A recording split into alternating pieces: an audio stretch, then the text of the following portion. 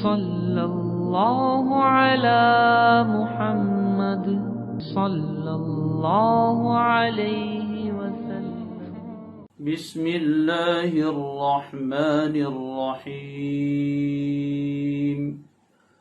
ومن الناس من يعبد الله على حرف فإن أصابه خير اطمأن به وَإِنْ أَصَابَتْهُ فِتْنَةٌ انقلب على وجهه خسر الدنيا والآخرة ذلك هو الخسران المبين يدعو من دون الله ما لا يضره وما لا ينفعه ذلك هو الضلال البعيد يدعو لمن ضره أقرب من نفعه لبئس المولى ولبئس العشير إن الله يدخل الذين آمنوا وعملوا الصالحات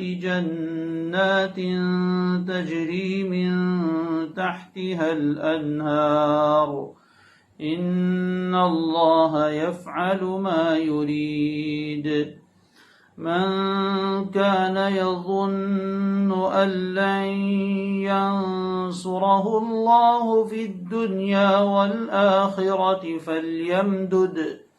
فليمدد بسبب إلى السماء ثم ليقطع فلينظر هل يذهبن كيده ما يغيظ وكذلك أنزلناه آيات بينات وأن الله يهدي من يريد صدق الله العظيم۔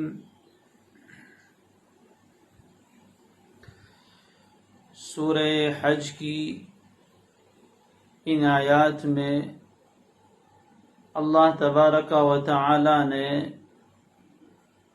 بعث بعد الموت یعنی مرنے کے بعد دوبارہ زندہ ہونے اور آخرت کے بارے میں بہت ہی مضبوط دلائل بیان فرمائے، اور اس کے بعد اللہ تعالی نے 5 حقیقتیں بیان فرمائی تھی۔ پھر یہ بات بیان فرمائی کہ یہ سب کچھ واضح ہونے کے باوجود بھی کچھ لوگ تو ایسے ہوں گے جو ان آیتوں کا یقین کریں گے، اللہ تبارک و تعالی اور اس کے رسول صلی اللہ علیہ وآلہ وسلم کی بتائی ہوئی باتوں پر یقین کر لیں گے، وہ مومن کہے جائیں گے، ان کا بیان آگے آ رہا ہے۔ مگر کچھ لوگ ایسے ہوں گے کہ ان سب چیزوں کے واضح ہونے کے باوجود بھی اللہ کی بتائی ہوئی ان باتوں کے بارے میں جھگڑا کریں گے، بحث و مباحثہ کریں گے، حالانکہ ان کے پاس علم نام کی کوئی چیز نہیں ہے، کامن سینس تک نہیں ہے، نہ ان کے پاس کوئی عقلی دلیل ہے اور نہ کوئی نقلی دلیل ہے، بس تکبر ان کے اندر بھرا ہوا ہے، اور ان کا مقصد یہ ہے کہ لوگوں کو بھی راہ راست سے بھٹکا دیں، گمراہ کر دیں۔ اللہ تبارک و تعالی نے ان کا انجام بھی بیان فرمایا کہ دنیاوی زندگی میں بھی ایسے لوگوں کے حق میں رسوائی اور ذلتی ہے، اور آخرت میں جلتی ہوئی آگ کا عذاب انہیں چکھنا ہے، اور مزید ان سے کہا جائے گا کہ یہ تمہارے ہاتھوں کے کرتوت ہے جو تم نے آگے بھیجے تھے، اللہ کی طرف سے کوئی ظلم تمہارے ساتھ نہیں ہو رہا ہے۔ اب آگے کی آیت جو ابھی تلاوت کی گئی اس میں لوگوں کی ایک دوسری قسم کو اللہ تعالیٰ بیان فرماتے ہیں۔ وَمِنَ النَّاسِ مَنْ يَعْبُدُ اللَّهَ عَلَى حرف۔ حرف عربی زبان میں کہتے ہیں کنارے کو، حرف بمعنی طرف، اور طرف کے معنی ہوتے ہیں کنارہ۔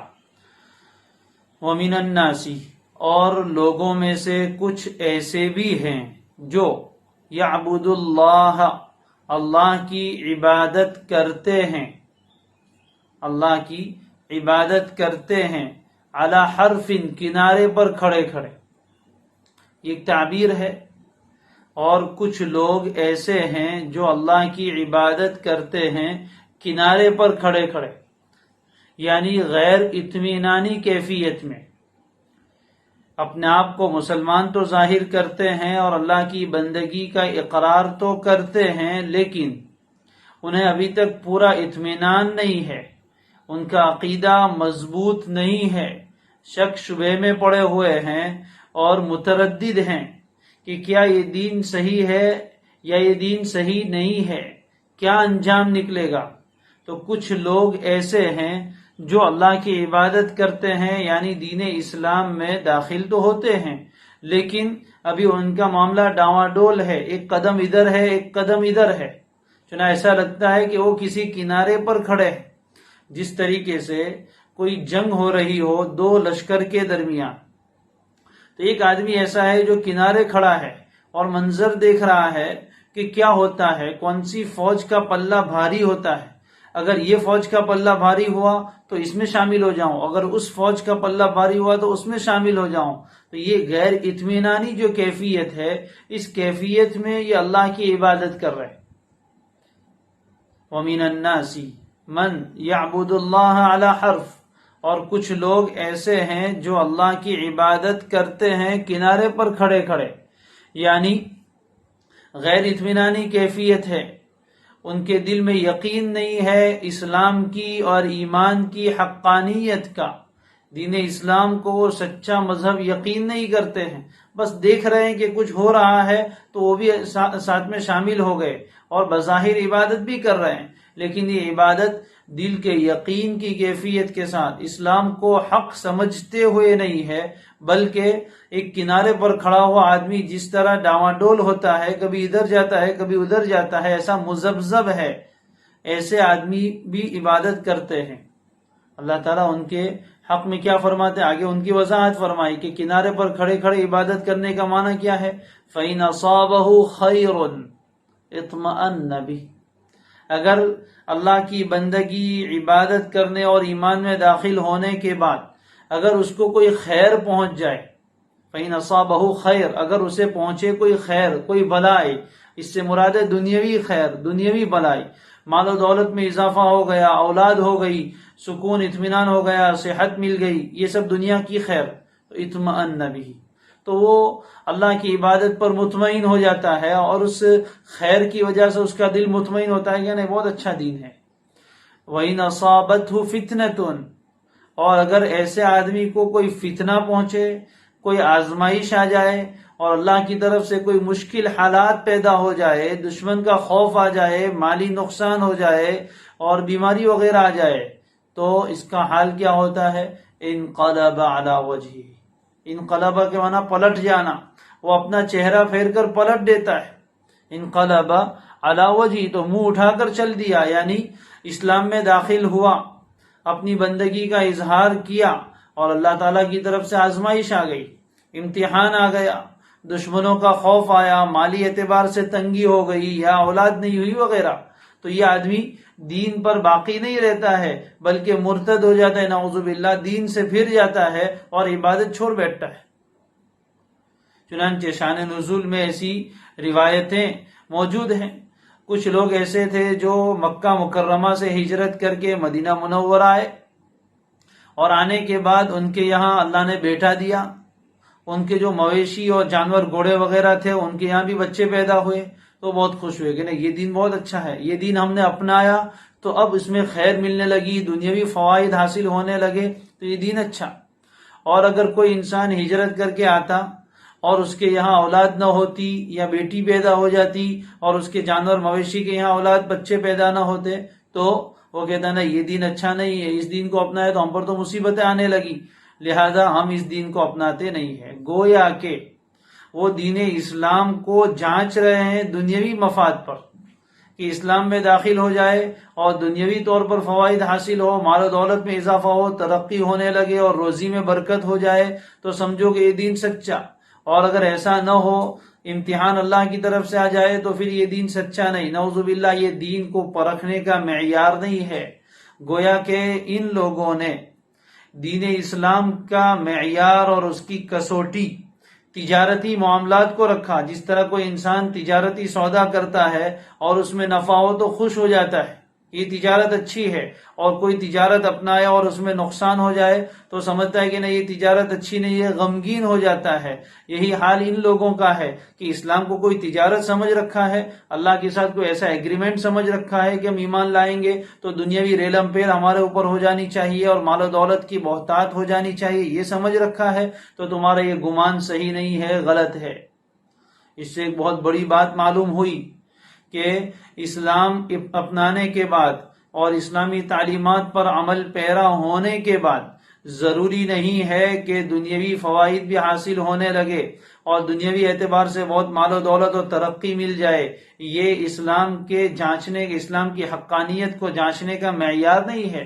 بہت سے لوگ یہ سمجھتے ہیں کہ دین اسلام حق ہے تو پھر مسلمانوں کے پاس بڑے بڑے عہدے کیوں نہیں ہے، اور مسلمانوں کے پاس بڑی بڑی دولت کیوں نہیں ہے، بڑے بڑے بزنس کے مالک یہ کیوں نہیں ہے؟ اس کا کوئی وعدہ ہے ہی نہیں۔ اگر یہی بات ہوتی تو نبی اکرم صلی اللہ علیہ وآلہ وسلم جب کلمہ حق کو لے کر کھڑے ہوئے تو آپ کے ساتھ تو بہت کچھ ہونا چاہیے تھا، لیکن وہاں تو حال یہ تھا کہ پیٹ پر پتھر باندھے جا رہے ہیں اور کھانے کا نہیں ہے، نہتے ہیں، کمزور ہے۔ تو یہ کسی دین کے حق یا باطل ہونے کا معیار نہیں ہے، یہ تو اللہ تبارک و تعالیٰ کا معاملہ ہے۔ دنیاوی اعتبار سے وہ دوست کو بھی دیتا ہے، دشمن کو بھی دیتا ہے، اس لیے کسی دین کی حقانیت کو جانچنے کا معیار دنیاوی مفادات اور دنیاوی اغراض نہیں ہے، دنیاوی فوائد نہیں ہے۔ تو کچھ لوگ ایسے ہیں جو عبادت کرتے ہیں اللہ کی کنارے پر کھڑے کھڑے، اگر اچھائی حاصل ہو جائے تو مطمئن ہو جاتے ہیں، خوش ہو جاتے ہیں، اور اگر کوئی فتنہ اور آزمائش آ جائے، امتحان آ جائے تو پھر چہرے کے بل پلٹ جاتے ہیں، عبادت چھوڑ بیٹھتے ہیں۔ یہ حال تو کافروں کا ہے، لیکن یہی حال بہت سے مسلمانوں کا آج بھی ہے۔ اللہ ہم سب کی حفاظت فرمائے کہ گناہوں کی زندگی چھوڑ کر نیکی کی زندگی میں آ گئے، نمازیں شروع کر دی اور گناہ وغیرہ چھوڑ دیے، اور اس کے بعد پھر روزی میں بہت برکت ہو گئی تو مطمئن کہ ہاں بس اب میں نے اللہ کو راضی کیا تو روزی کی برکت ہو گئی۔ اور اگر اللہ کی طرف سے امتحان اور آزمائش آ جائے تو پھر وہ نمازیں بھی چھوڑ بیٹھتے ہیں کہ میں تو اتنی نماز پڑھتا ہوں، میرے بچے کیوں بیمار ہو گئے، میرے فلاں رشتہ دار کا کیوں انتقال ہو گیا، اور میری تجارت میں کیوں خسارہ ہوا، میں تو عبادت نہیں کرتا۔ اللہ فرماتے یہ لوگ دین پر اگر عمل بھی کرتے ہیں تو اسلام کی حقانیت کو سمجھ کر نہیں، اپنے مفادات کے لیے کرتے ہیں، اور اللہ کے یہاں ایسا ایمان اور ایسا اسلام معتبر نہیں ہے۔ ہاں وہ اسلام معتبر ہے کہ جس میں اسلام کی حقانیت کو دیکھ کر اور اللہ تبارک و تعالیٰ کی عبادت کا حق سمجھ کر اس کی معرفت حاصل کر کے ایمان و اسلام اختیار کیا جائے، اس کی عبادت و بندگی اختیار کی جائے، یہ اللہ کے یہاں مطلوب ہے۔ یہ نہیں کہ دنیاوی فوائد کو دیکھتے ہوئے کوئی انسان ایمان میں آ جائے گا، مسلمان ہوتے ہیں تو بہت فائدہ ہوتا ہے، تو یہ تو دنیا پرستی ہوئی ہے، تو خواہش پرستی ہوئی ہے، تو مفاد پرستی ہوئی، اللہ تعالیٰ کے یہاں وہ معتبر نہیں ہے۔ آگے اللہ فرماتے ہیں کہ جو لوگ کسی امتحان کے آنے پر، آزمائش کے آنے پر اور تکلیف کے آنے پر، اور عام طور پر ایمان کے ساتھ یہ آزمائش آتی ہی ہے، نیکی کے ساتھ یہ آزمائش آتی ہی ہے، اللہ تعالیٰ جب کسی بندے سے محبت کرتے ہیں تو اس کو آزماتے ہیں۔ حدیث شریف میں صاف فرمایا اور قرآن مجید میں بھی فرمایا احسب الناس ان یترکوا ان یقولوا آمنا وهم لا یفتنون، کیا لوگ یہ سمجھ بیٹھے ہیں کہ وہ اپنی زبان سے دعویٰ کریں گے ہم ایمان لے آئے اور انہیں آزمایا نہیں جائے گا؟ ان کا یہ گمان غلط ہے۔ وَلَقَدْ فَتَنَّ الَّذِينَ مِن قَبْلِهِمْ، ان سے پہلے بھی جتنے ایمان والے گزرے ہیں ان سب کو بھی ہم نے زبردست قسم کی آزمائش میں مبتلا کیا تھا۔ فَلَيَعْلَمَنَّ اللَّهُ الَّذِينَ صَدَقُوا وَلَيَعْلَمَنَّ الْكَاذِبِينَ، پھر اللہ ضرور جان لے گا کہ کون سچے مسلمان ہیں اور کون جھوٹے ہیں۔ تو یہ آزمائش تو آتی ہے، جو اس کسی آزمائش سے ڈر کر عبادت کو، ایمان و اسلام کو چھوڑ بیٹھے، ایسے لوگوں کے بارے میں فرمایا خسیر الدنیا والآخرہ، دنیا بھی خسارے میں اور آخرت بھی خسیرہ، ایسے آدمی نے کھو دی اپنی دنیا بھی اور آخرت بھی، اس لیے کہ مصیبت اور آزمائش کی وجہ سے اگر وہ ایمان چھوڑ کر چلا گیا، عبادت چھوڑ بیٹھا، تو کیا مصیبت ختم ہو جائے گی؟ ایک انسان ہے جو اللہ کی بندگی کر رہا ہے، مسلمان ہوا اور اس کے اوپر مالی تنگی آئی اور نعوذ باللہ اس نے اسلام چھوڑ دیا، تو کیا مالی تنگی دور ہو جائے گی؟ نہیں، تو دنیا تو ہاتھ میں پھر بھی نہیں آئی، اور اس تکلیف کو برداشت کر لیتا تو آخرت ہاتھ آنے والی تھی، لیکن دین کو چھوڑ کر اور تکلیف برداشت نہ کر کے اس نے آخرت کا بھی نقصان کیا۔ خسر الدنیا والآخرہ، دنیا بھی اس نے کھوئی اور آخرت بھی کھو بیٹھا، دونوں ہی چیزوں میں کھلم کھلا خسارہ اور نقصان اٹھائے، گویا اس کا دیوالیہ نکل گیا، دنیا بھی گئی اور آخرت بھی گئی، سرمایہ بھی گیا اور نفع بھی گیا۔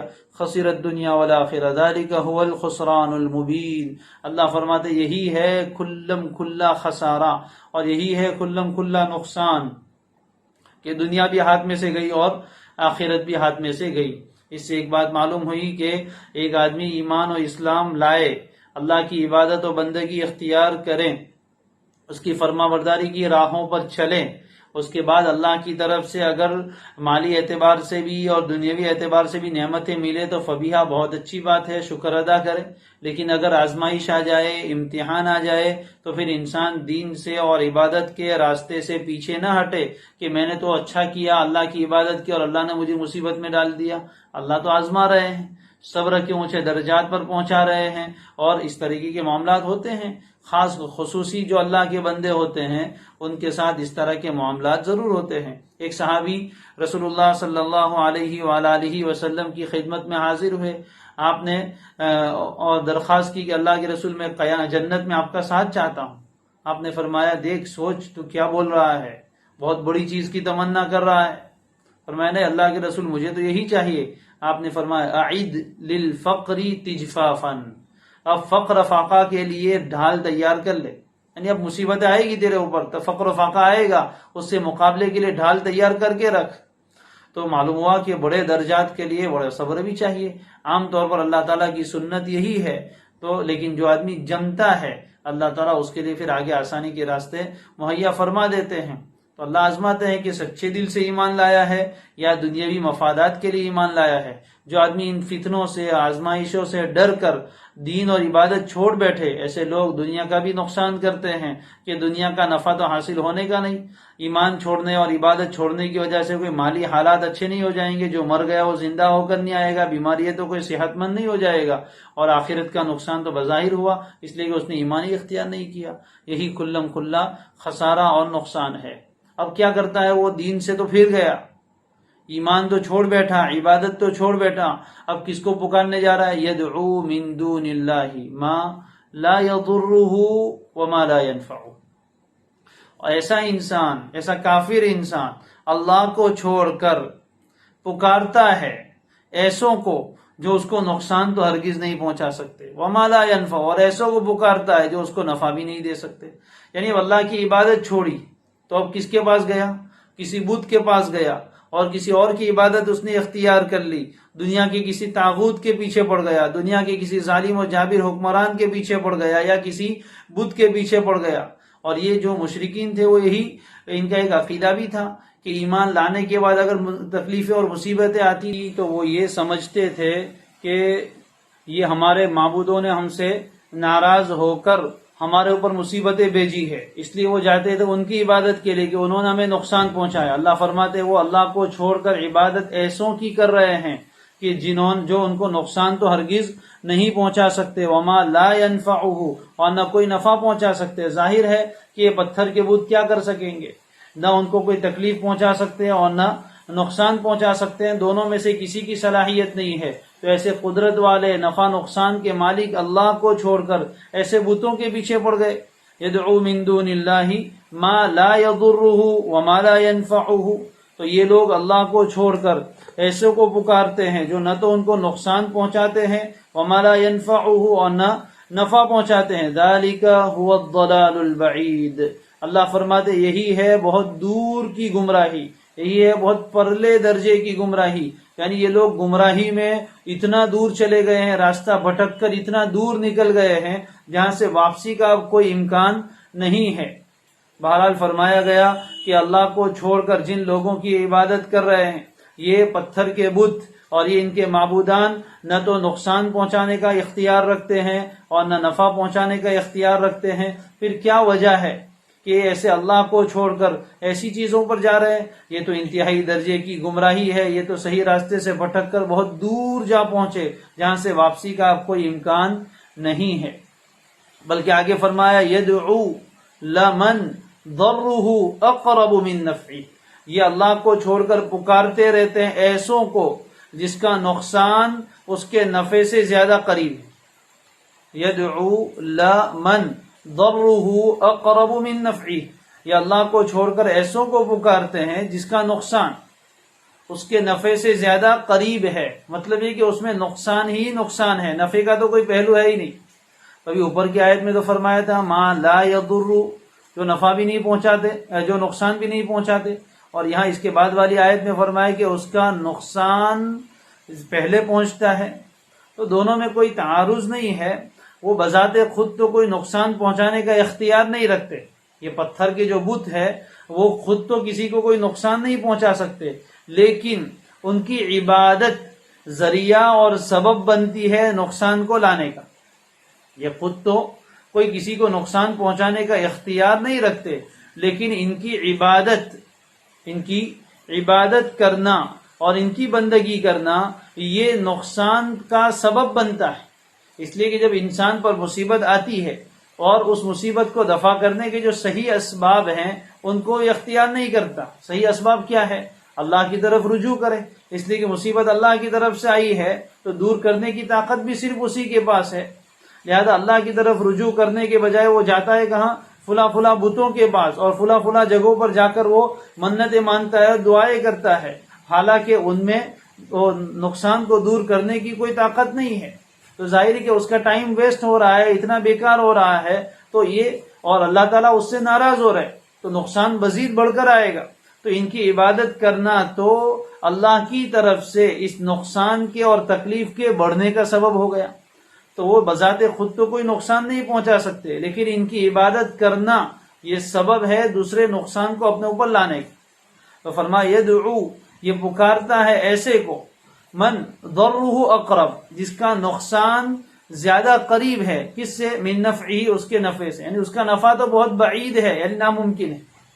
عربی زبان میں یہ اقرب کا جو لفظ ہے اور اس کے مقابلے میں آئے گا ابعد، یعنی بہت دور۔ تو جو چیز دور ہے، جو چیز دور ہے وہ چیز گویا کہ حاصل ہو ہی نہیں سکتی، نقصان پہلے آ جائے گا، نفع تو بہت دور رہا۔ جب نقصان سے پہلے ہی نفع آ گیا، نقصان سے پہلے ہی جب نفع آ گیا تو اب نفع ملنے کا، نفع سے پہلے ہی جب نقصان ہو گیا تو اب نفع تک پہنچنے کا کوئی راستہ ہی نہیں۔ مثال کے طور پر یوں سمجھ لو تھوڑی دیر کے لیے کہ ایک انسان ایک جگہ جا رہا ہے، پہلے نقصان آ رہا ہے، نفع اس سے بہت دور رکھا ہے، جب نقصان نے اس کو گھیر لیا تو آگے تو جانے ہی نہیں دیا کہ نفع تک وہ پہنچے۔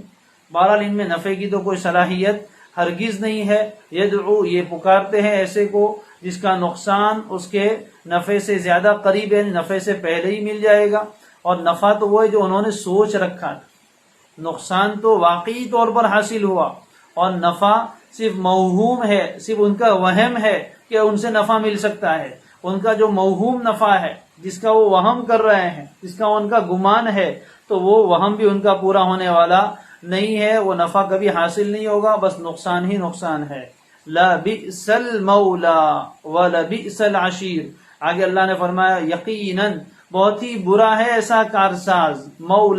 مولا کہتے کارساز، کام بنانے والا، مددگار، جس کو انہوں نے اپنا مولا بنا رکھا ہے، ان بتوں کو انہوں نے اپنا مولا بنا رکھا ہے، اپنا مددگار بنا رکھا ہے۔ اللہ فرماتے ایسے مددگار انتہائی برے ہیں جو عین تکلیف کے وقت پر کام نہ آئے۔ وَلَبِئْسَ الْعَشِيرُ، عشیر کہتے ساتھی کو اور دوست کو، اور بہت ہی برا ہے ایسا دوست، اور بہت ہی برا ہے ایسا دوست جس کے ساتھ انہوں نے دوستی رکھی تھی، یہ دوستی بھی کوئی کام آنے والی نہیں ہے، اور ان کو اپنا مولا اور کارساز بنانا یہ بھی بہت بری چیز ہے، یعنی یہ کسی کام کے نہیں ہے، آڑے وقت میں، مصیبت کے وقت میں کچھ بھی کام آنے والے نہیں ہیں۔ یہ لوگوں کی دوسری قسم ہوئی۔ پہلی قسم تو وہ تھی جو جھگڑا کرتے تھے، یہ لوگ ظاہری طور پر عبادت میں آتے تھے لیکن کنارے پر کھڑے کھڑے عبادت کرتے تھے، فائدہ ملے گا تو دین پر جمیں گے، فائدہ نہیں ملے گا تو بھاگ جائیں گے، اور فائدے سے مراد بھی دنیاوی فائدہ، حالانکہ دین پر عمل کرنے میں اللہ تبارک و تعالی کا وعدہ آخرت میں دینے کا ہے، دنیا کا نہیں۔ دین کی نظر میں بھی اور مومنوں کی نظر میں بھی دنیا کوئی وقعت نہیں رکھتی۔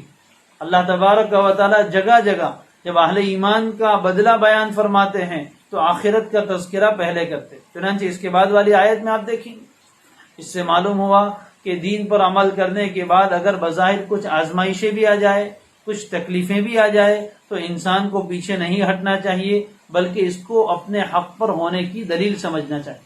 چنانچہ دور اول کو دیکھا جائے، جو لوگ ایمان میں داخل ہوتے ان کے اوپر کتنی آزمائشیں آتی، کتنی تکلیفیں آتی، لیکن وہ برداشت کرتے تھے۔ یہ ان کے حق پر ہونے کی دلیل ہے، اسی لیے تو آج تک ان کے ثابت قدم ہونے پر ہم ان کی تعریف کرتے ہیں، ان کو اچھائی کے ساتھ یاد کرتے ہیں۔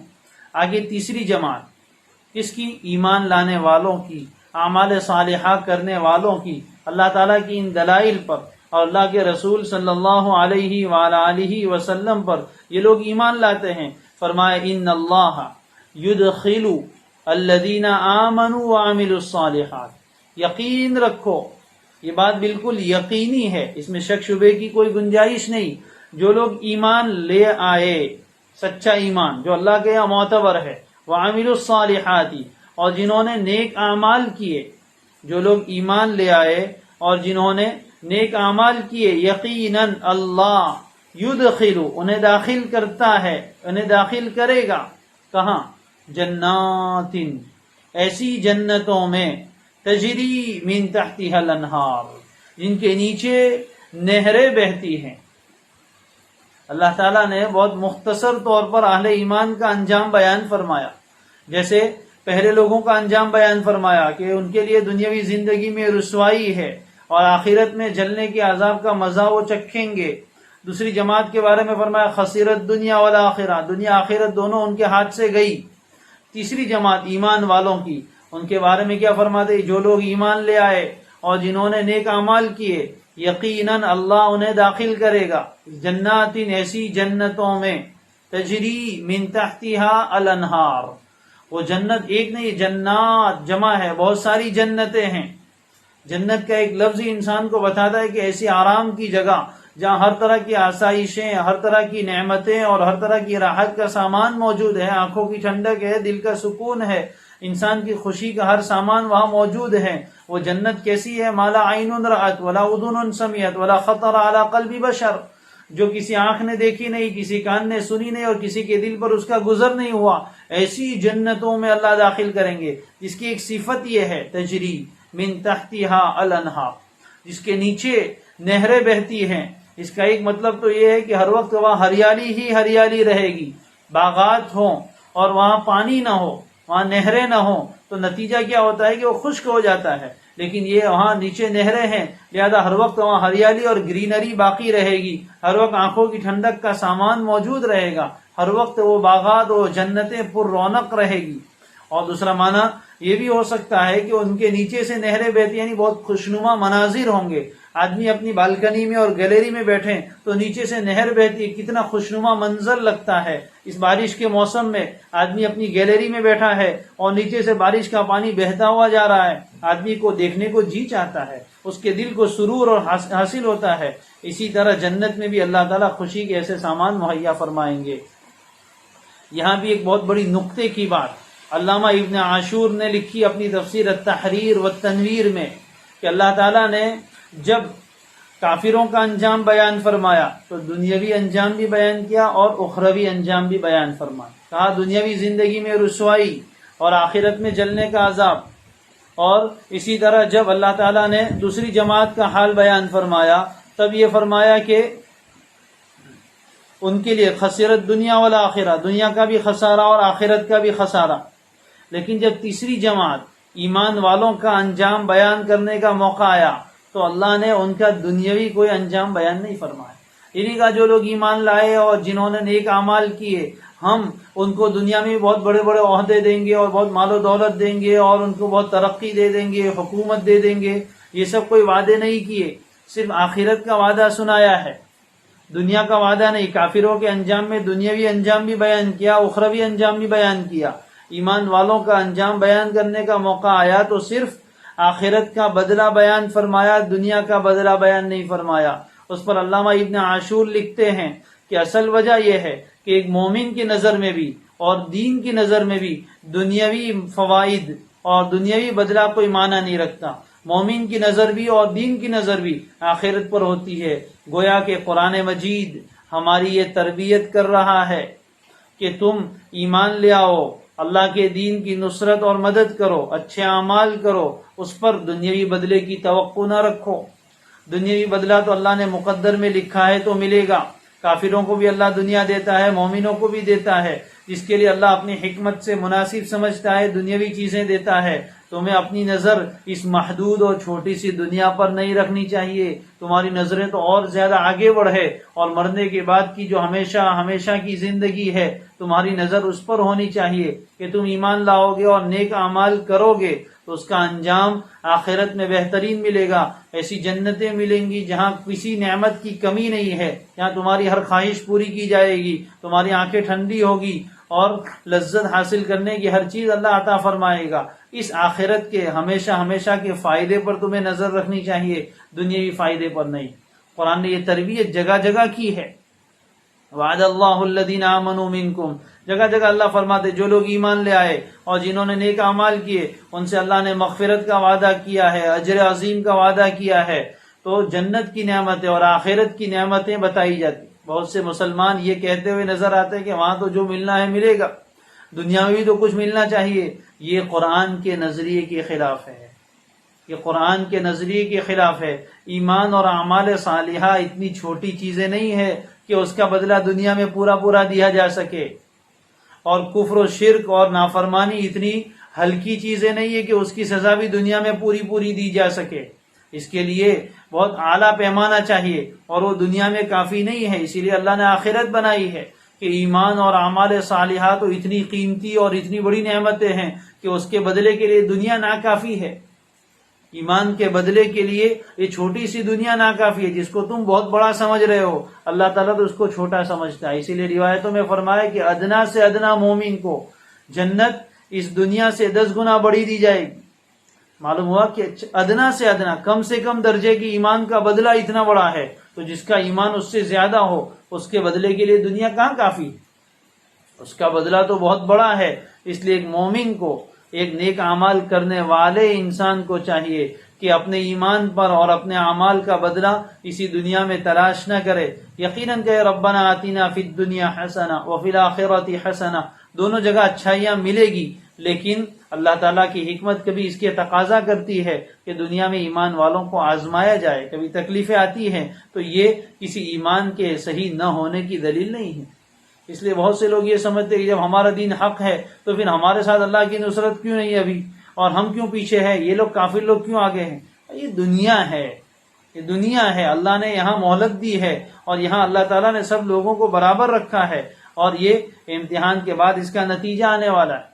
لہذا کافروں کی مال و دولت دیکھ کر، ان کی اعلی اولاد دیکھ کر، ان کی ظاہری ترقی اور چمک دمک دیکھ کر ایک مومن کے دل میں یہ شبہ پیدا نہیں ہونا چاہیے کہ جب وہ غلطی پر ہے تو پھر ان کو اللہ اتنا کیوں دے رہا ہے۔ قرآن میں اللہ نے فرمایا لا تعجبک اموالہم ولا اولادہم، ان کافروں کی، اللہ کے ان دشمنوں کے مال و دولت کی کثرت اور ان کی اولاد کی کثرت کہیں تمہیں تعجب میں نہ ڈالے کہ اللہ کے نافرمانے پھر بھی اللہ انہیں کیوں اتنا دے رہا ہے، ان کے تو سر میں بھی درد نہیں ہوتا ہے، اور ہم مومن ہیں، ہمیں اتنی تکلیفیں ہوتی ہے۔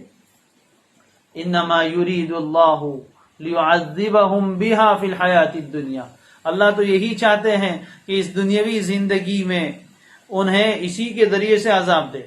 یہ مال و دولت کا ملنا حقیقت میں ان کے لیے عذاب ہے، اللہ کی ڈھیل ہے، جس کی وجہ سے وہ کفر و شرک میں اور آگے بڑھتے جا رہے ہیں اور اپنے آپ کو عذاب کا مستحق گردانتے جا رہے ہیں۔ یوں سمجھو ایک زہر ہے جو سویٹ پوائزن کی شکل میں دیا جا رہا ہے، میٹھا زہر ہے، آدمی اس کو چکھتا ہے، اس کو بہت اچھا لگتا ہے، اور پیتا ہے، نتیجہ یہ ہے کہ جتنا پیتا جائے گا اتنا ہی ہلاکت میں گرتا چلا جائے گا۔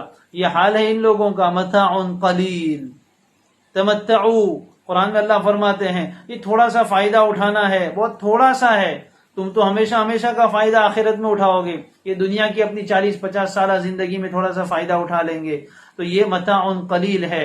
یہ متاع قلیل کے مقابلے میں تمہاری جو متاع ابدی ہے، ہمیشہ کا فائدہ اٹھانے کا موقع ہے، اس کو کیوں کمپیئر کرتے ہو؟ دونوں میں کیا مقابلہ ہے دنیا اور آخرت میں؟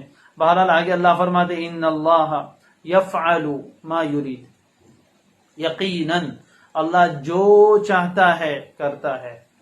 ان اللہ یفعل ما یرید، اللہ کرتا ہے ما یرید، جو چاہتا ہے. جس کو انعام دینا چاہتا ہے انہیں انعام دیتا ہے، جس کو سزا دینا چاہتا ہے انہیں سزا دیتا ہے، جس کو نفع پہنچانا چاہتا ہے انہیں نفع پہنچاتا ہے، جن کو نقصان پہنچانا چاہتا ہے انہیں نقصان پہنچاتا ہے. کسی کو دنیا زیادہ دیتا ہے، کسی کو دنیا کم دیتا ہے.